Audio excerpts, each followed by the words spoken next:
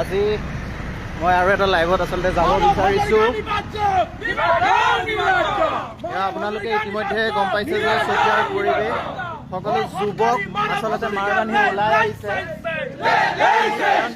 মানৱ হাজৰিকা নামৰ এজন যুৱক, সেই যুৱকজনে আদৰৰ সন্মানীয় বিধায়কগৰাকীৰ ওপৰত যি আচলতে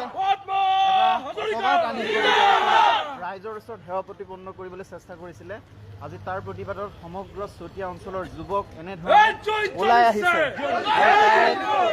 ভিডিঅ' মই আপোনালোকক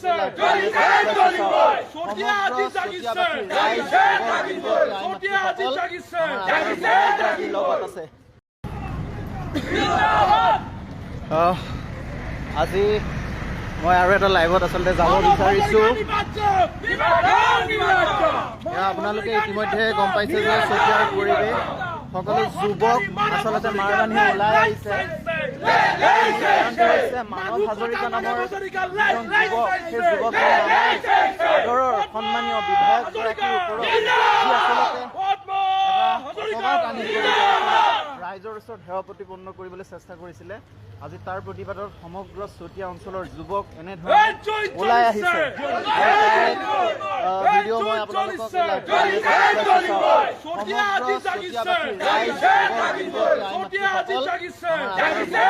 লগত আছে।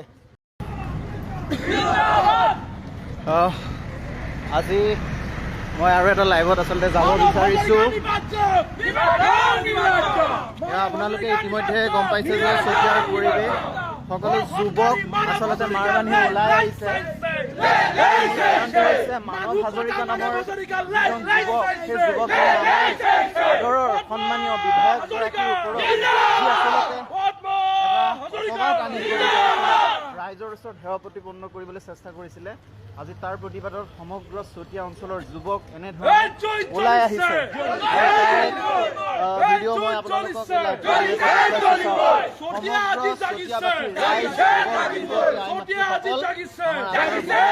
লগত আছে। আজি মই আৰু এটা লাইভত আচলতে যাব বিচাৰিছোঁ। আপোনালোকে ইতিমধ্যে গম পাইছে যে চতিয়াৰ পৰিৱেশ সকলো যুৱক আচলতে মাৰ বান্ধি ওলাই আহিছে।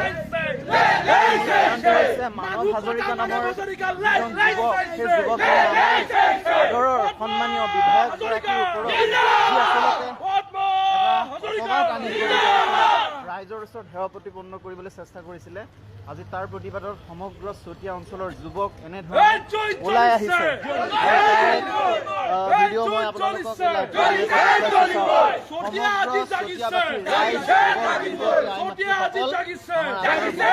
লগত আছে।